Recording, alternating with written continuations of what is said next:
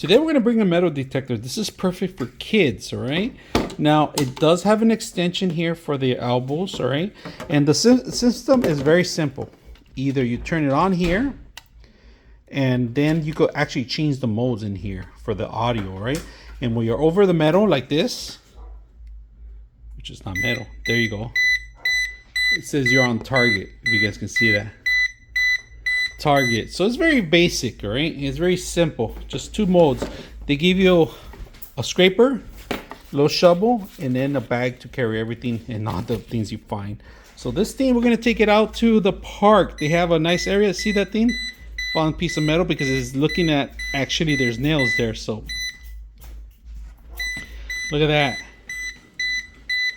So very simple. I like it. It collapses in 3 places. Here, and then of course here. There you go. So I do that. Slow.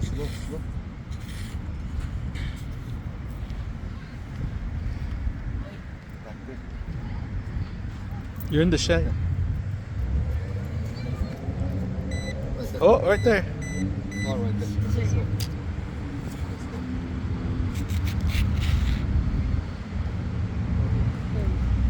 Found it? Oh, quarter. That was you.